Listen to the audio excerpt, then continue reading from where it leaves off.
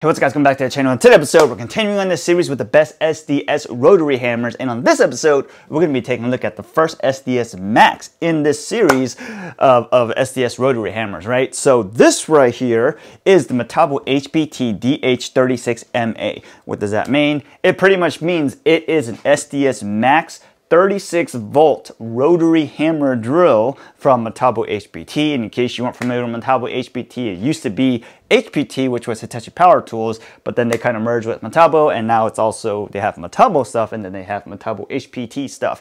Anyways, the point of this tool right now is that it runs on their 36-volt multivolt platform using multi-volt batteries, and it can also run corded if you buy the corded adapter. Okay, so this is the cordless tool but can be run corded, and it uses SDS Max style bits, right? So the big thing to really take away from here is that it's really like a compact SDS Max. If you look at it compared to some of the other tools, it may weigh more, but the other thing is it only really has two modes. Okay, has hammer mode and hammer drill mode. Okay, so if you're looking for drill only, this tool is not going to cut it for you. But anyways, we're going to go over this tool top to bottom, and then we're going to see how it stands up against other SDS rotary hammers and even just the hammer drill that we've tested so far in this series. So if you want to know, is this tool worth it, then stick with us.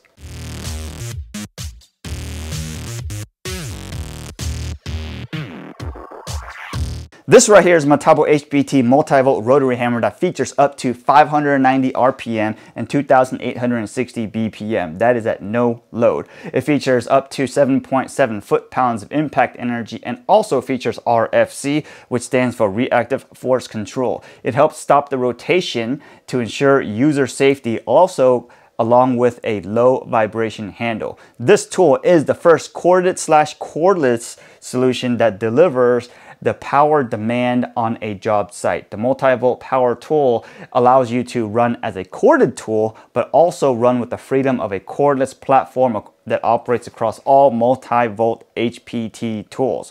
You can run this tool with a adapter that is sold separately, or you can run it on the multi-volt 36-volt/18-volt batteries.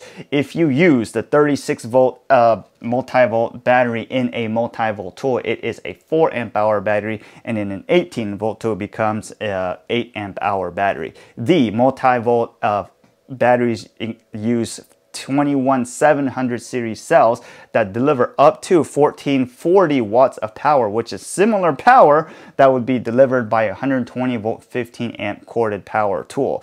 This features a 4-speed selection, low vibration, has an easy bit change, has a 360-degree side handle, and can be powered with a cord with an AC adapter, which is sold separately. This tool features a whopping 1-year tool warranty.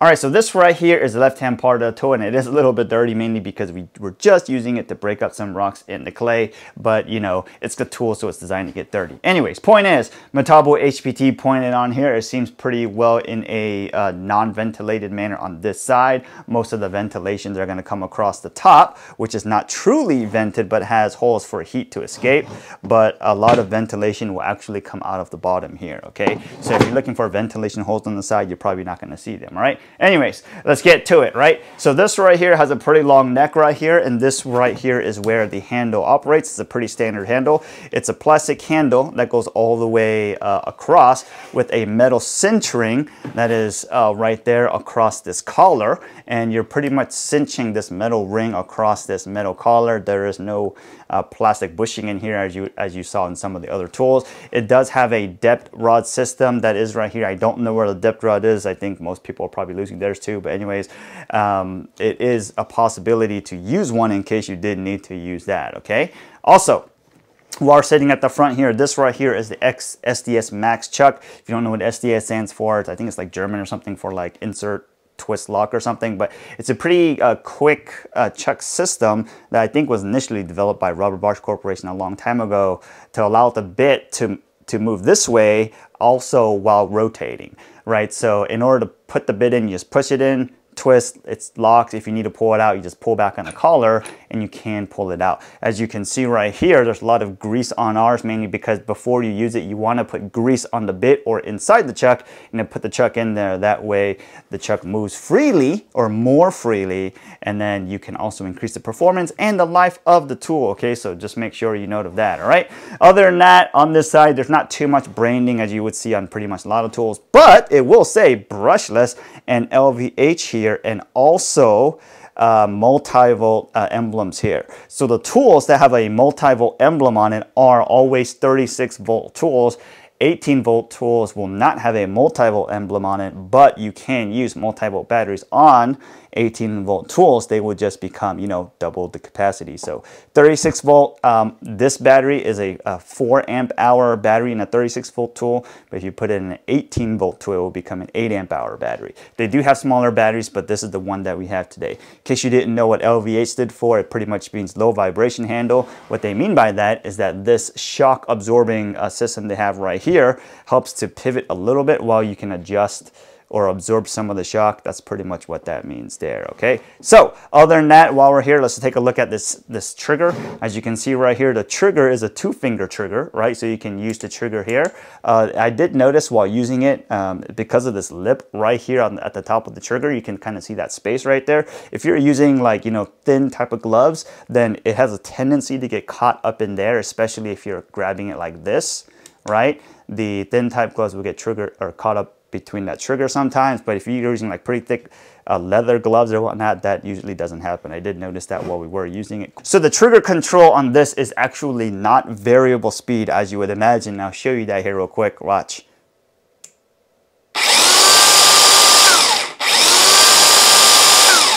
Right, it's pretty much the same. The variable speed actually comes from the modes that you would select over here. Okay, so if you go take a look at the modes over here, you'll see it says multi-volt here, and you see 4 little red bars. That's pretty much low, medium, and then turbo or whatnot, right? So there's low, medium, or medium high, and then high, right? So that's really what that does. So low mode, watch, check this out,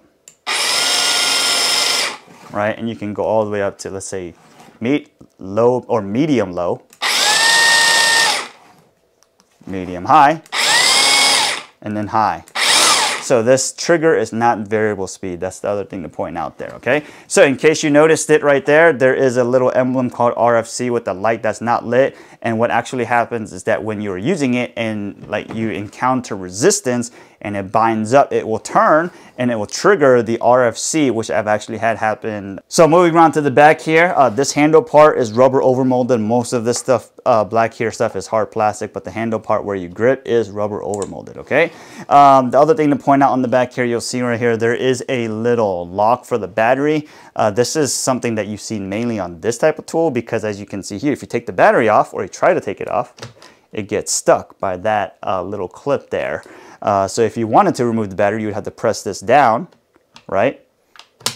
Press it down and then pull the battery out. So every once in a while, if you forget about that, it'll get annoying if you don't use the tool all the time. But it is nice to have it there because this tool will vibrate a good bit, even with the low vibration handle and all that kind of fun stuff. And they just don't want the battery to pop out, okay? So it's good that they have it, but every once in a while, it will get annoying if you're just swapping out batteries all the time because you're drilling all the time and just burning through all the batteries, okay? So other than that, on this side, no many two frills going up in here, but we will go ahead and take a look at the top here where you can see it has a hammer drill and it has hammer. This is the vario lock where you can kind of, you know, position the bit or whatnot and kind of move back and forth. But, you know, hammer drill is here, hammer is here. There is no drill only option.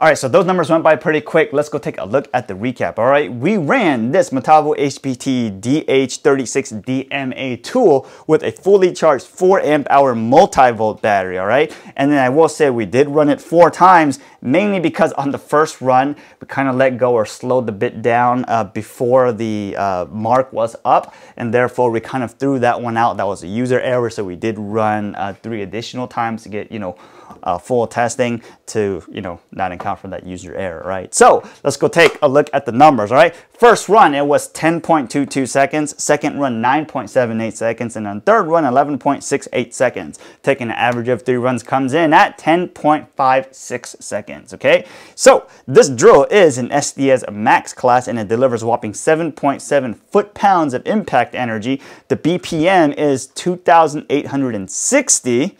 Right, but the RPM is 500 or 590.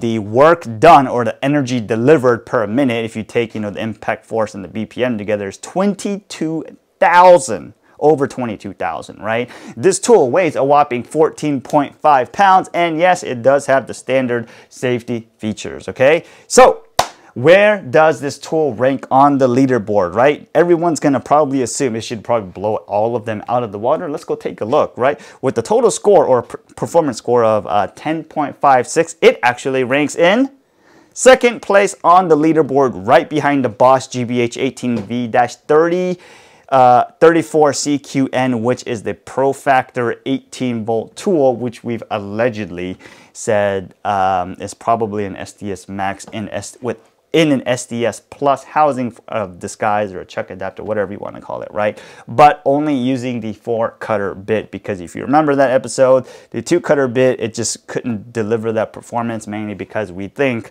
the dust was just holding the bit back, right? So anyways, point is, it runs in second place right behind the Bosch. Yes, we did run the Bosch only 1 time, and the results may be different if we ran them all 3 times. But the point is that at that time we did not have the concrete cure long enough to make that test. So you can say they're pretty much tidy if you want, but it is what it is, right? So let's go take a look at the numbers, all right?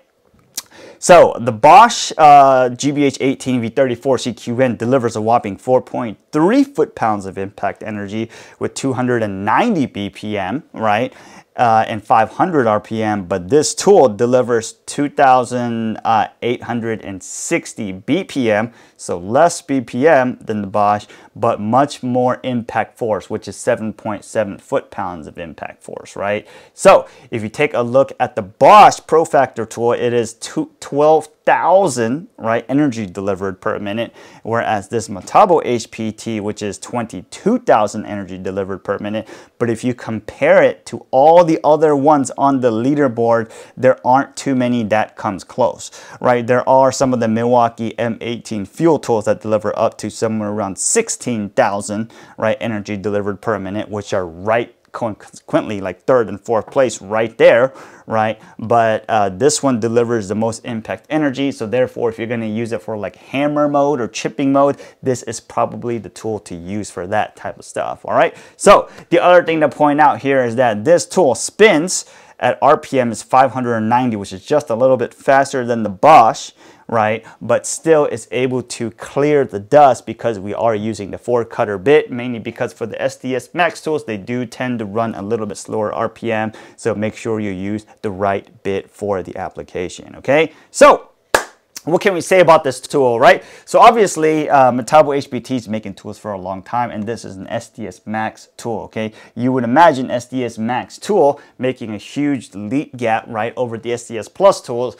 but that really comes down to the size of the task, right? So right now, we've been testing using, let's say, 1/2-inch size bits, drilling about 6 inches deep, and I would put money on it that if you were to drill a larger hole, let's just say 1 inch or 1.5 inch, the gap would would be, you know, so much more greater between the SDS pluses and the SDS maxes, right? But it's kind of hard to say, you know, we're only going to test these bits or these sizes on the smaller tools and these sizes on the bigger tools. You know, we're kind of comparing apples to oranges there. So, you know, we're going to use the same bit to figure out how much of a difference it makes, right? The other thing you could point out is maybe if you drill the hole longer, instead of drilling 6-inch hole, you drill a 12-inch hole, right? There may be a bigger difference there as it's trying to deliver more of the energy or get more work done, right? But in the purposes of this test, which is a 1/2 inch by 6-inch hole deep, then the gap isn't usually as big, okay? The other thing you can kind of take away from something like this is most SDS tools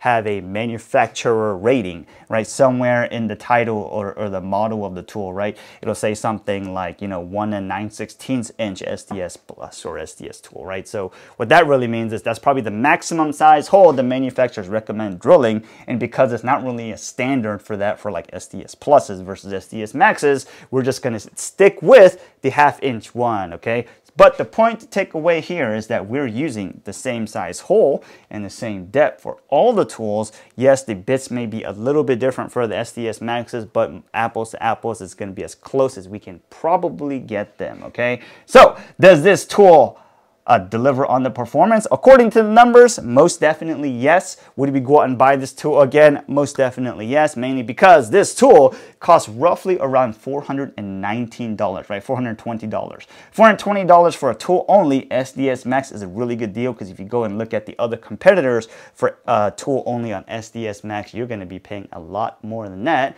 Also, on certain occasions, there will be promos that we've pretty much purchased these tools in, right? You buy this tool, you get a free battery, you get a free nailer, or whatever, right? So at that point, it may make the sense again. And I don't know about you, but most Metabo HPT tools have not failed us, and we have not had to warranty them, no matter how much we use them. So, you know, technically, it was probably going to be a good buy. Anyways, I'll stop jibber jabbering. Hope this video helped you guys out. If you have any other questions, let us know. Otherwise, have a great day, and we'll get back to work, and we'll see you guys next time.